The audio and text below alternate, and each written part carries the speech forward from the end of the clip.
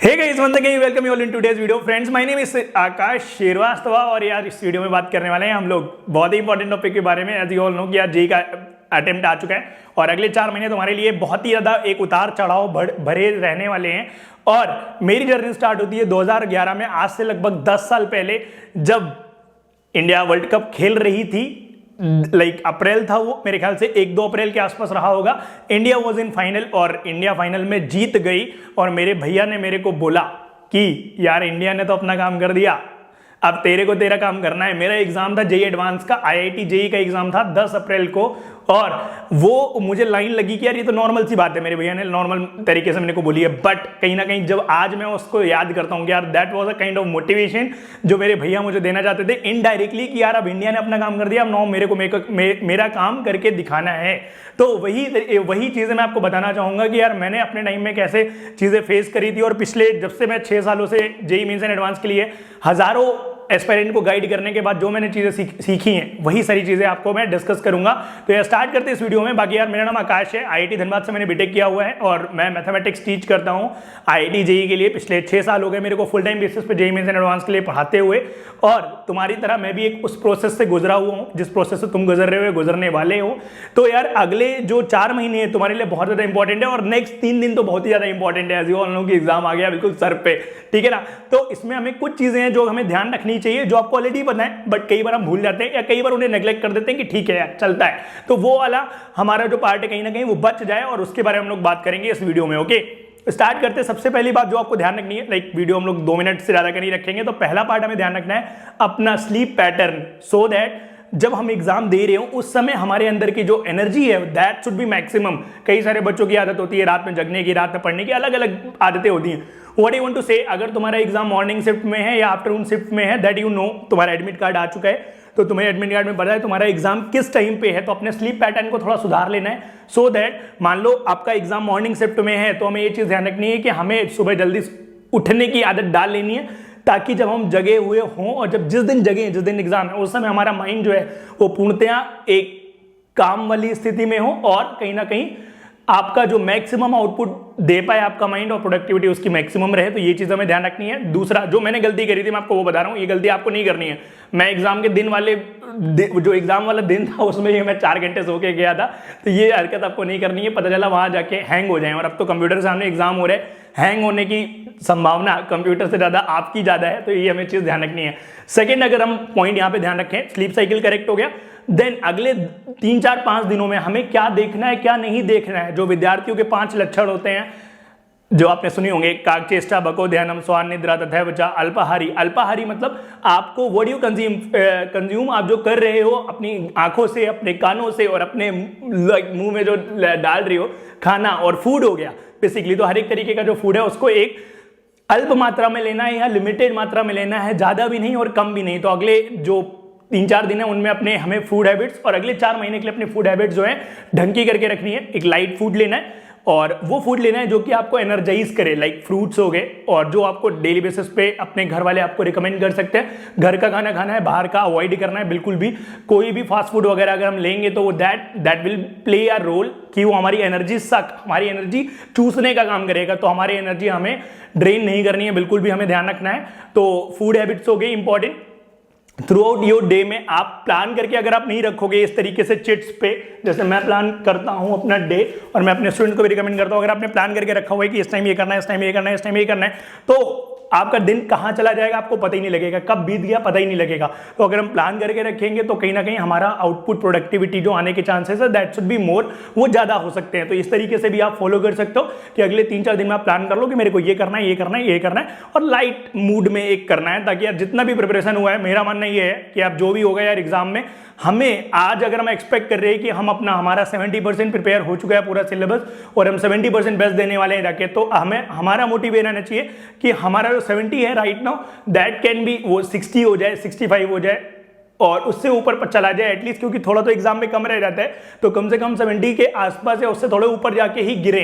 तो हमें अपने आप को बस इस तरीके से मोल्ड करना है कि हम अपना आउटपुट अपने टाइम में मैक्सिमम दे पाएं। इस आउटपुट को देने में बहुत सारे लोग मेरे से पूछते हैं कि सर लास्ट टाइम में क्या रिवाइज करें।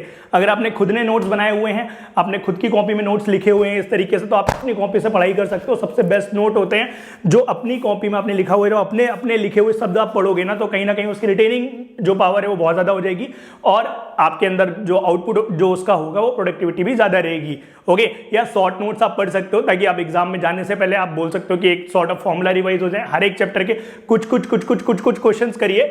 बहुत ज्यादा नई बुक हमें कोई सॉल्व नहीं करने बैठनी है, कोई बुक को हमें बहुत ज्यादा ध्यान नहीं देना है। अपने नोट्स और अपनी जो अपने शीट सॉल्व करी होंगी उनको ही आप देख सकते हो, उनके सोल्यूशंस आपके पास होंगे, उनको एक होता है ना कि दोहरी नजर से देखते चले, आगे बढ़ते चले, वो हमारी प्रिपरेशन में कई ज्यादा हेल्प करेगी। और मैंने भी लास्ट टाइम पे अपने यही किया था, जो इनऑर्गेनिक ऑर्गेनिक के जो रिएक्शंस थे और जो चीजें याद करनी थी वो मैं याद कर लेता था। फिजिक्स में जो चीजें मैंने नोट्स बनाई थी उनको ढंग से फॉलो किया। मैथ्स में भी जो नोट्स बनाए थे, जो क्वेश्चन किए थे शीट के, वो नोट्स और मेरे जो क्वेश्चन थे उनको मैं मैच कराते चलता था। लगता था कि हाँ आ रहा है, सब कॉन्शियस माइंड में फीड हो जाता था। कुछ क्वेश्चन को मैं सॉल्व भी करता रहता था। और इस टाइम में आप चाहो तो आप मॉक टेस्ट अटेम्प्ट कर सकते हो, और आई विल रिकमेंड कि आप PYQ जितने ज्यादा कर सकते हो वो करो, और रेलेवेंट क्वेश्चन करो जो कि एग्जाम में आने वाले हैं।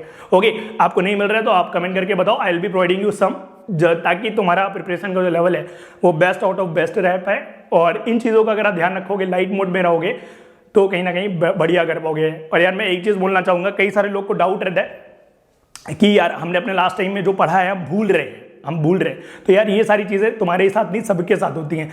इस चीज़ में इस टाइम पे हमें एक चीज़ ध्यान रखनी होती है कि तुम्हें पता है कि जो तुम्हारा प्रिपरेशन है वो तुमने जो भी दिया है 2 सालों में तुम्हें उसका ही रिजल्ट मिलना है।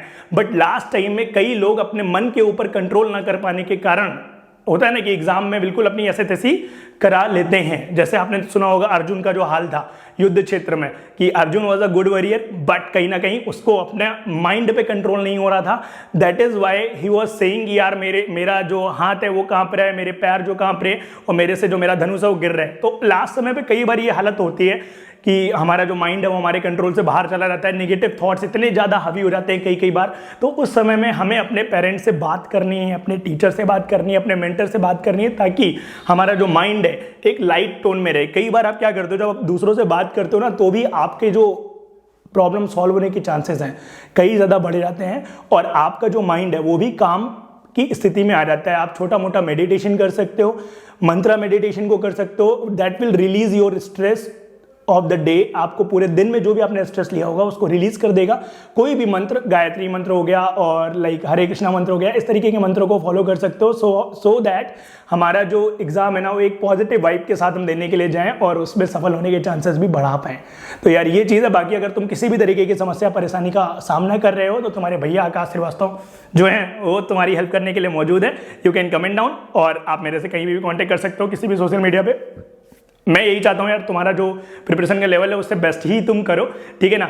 जो मेरी मदद हो सकती है उसमें तुम मेरी से मदद ले सकते हो। बाकी यार बेस्ट करके आओ। ये एग्जाम तुम्हारे आने वाले 4 साल को डिसाइड करने वाला है। विश्वास मानना दोस्त, मेरे घर की फाइनेंशियल कंडीशन और मेरे घर की स्थिति वैसी नहीं थी कि मेरे घर के आसपास के लोग भी मेरे को बोलते थे कि यार तेरा सिलेक्शन नहीं होगा जेईई में।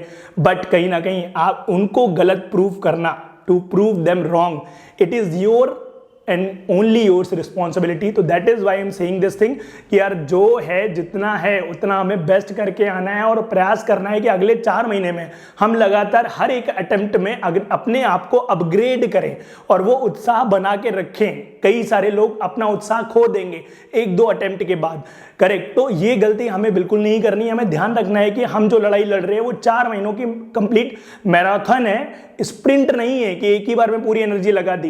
मैराथन है, तो हमें लगातार अपनी एनर्जी बचा के रखनी है, ताकि हर एक बार हम नए एक्साइटमेंट के साथ और एक नए उत्साह के साथ एग्जाम देने जा पाए, और हर एक अटेम्प्ट में हमारे जो परसेंटाइल है वो कहीं ना कहीं बढ़े, और उससे आपकी जो सेलेक्ट होने की प्रोबेबिलिटी है वो तो बढ़ेगी, और आप अपने मम्मी पापा को एक प्राउड का रीजन दे पाओगे। किसी भी NIT IIIT आप किसी भी अच्छे कॉलेज में जाके गिरोगे तो कहीं ना कहीं वहां पे एक हमारा फ्यूचर भी सिक्योर होगा, और 4 साल हम अपने एक होता है शांत मन से बिता पाएंगे, बिना किसी डेविएशन के और बिना किसी परेशानी के। तो यार मैं यही बोलना चाहूंगा, और ये चीज़ मैंने करके दिखाई है। मैंने कई सारे स्टूडेंट को करते हुए देखा है जिनकी पारिवारिक स्थिति अच्छी नहीं थी, फिर भी इसके बाद भी उन्होंने अपने जीवन में अच्छा किया, सिर्फ एक मेहनत करके कि उन्होंने अपने एग्जाम टाइम में अपने आप को बचा के रखा और प्रॉपर्ली अपने दिमाग को सही डायरेक्शन में लगाया और वो सेलेक्ट हो गए कॉलेज में। अपने मम्मी पापा को भी प्राउड का रीज़न दिया और खुद भी एक फोड़ू बंदे बन पाए। तो मैं यही बोलूँगा और यार इसी के साथ में I wish you all the very best, I wish you all the luck. तो मैं भगवान से प्रे करूँगा कि यार तुम्हारा जो भी हो वो अच्छा हो एग्जाम में। विद दिस यार एंड करते हैं आज की वीडियो को। Thank you very much for joining in today's video. अगर तुम्हें मैथ्स में कोई समस्या हो रही है तो यू कैन कॉन्टैक्ट मी। मैं रेगुलर क्लासेस लेता हूँ और फ्री क्लासेस लेता हूँ जिसमें तुम आके अटेम्प्ट कर सकते हो, अटेंड कर सकते हो उन क्लासेस को और कहीं ना कहीं अपनी मैथ्स की जर्नी को मेरे साथ आकाश भैया के साथ हेल्पफुल बना सकते हो और बहुत स्मूथ बना सकते होगे। तो मिलते हैं यार हम लोग नेक्स्ट वीडियो में। Till then good luck to all of you, goodbye. Video कैसा लगा कमेंट करके बताना। अगर अच्छा लगा हो वीडियो को आप चैनल को सब्सक्राइब कर लेना और बेल नोटिफिकेशन दबा लेना। इसी तरीके के रेगुलर वीडियोस में बनाता रहता हूँ। नेक्स्ट वीडियो तुम्हारे ऊपर कॉलेज रिव्यूज के ऊपर और भगवद गीता के ऊपर कुछ कंटेंट लाइंड अप है जिसके ऊपर आएगा। तब तक के लिए see you and I wish all the very best, bye and tata everyone. और कैसा रहा जेईई का एग्जाम बताना जरूर कमेंट करके जिस दिन एग्जाम देके आओगे। और चाहो तो हमारे टेलीग्राम ग्रुप को भी ज्वाइन कर सकते हो जहां पे भी अपना रिजल्ट आप पोस्ट कर पाओगे। ओके, तो that is a counselling group जिसमें हम एक दूसरे को मेंटरशिप भी देते हैं बच्चों को। ओके, तो बाय एवरीवन एंड टाटा।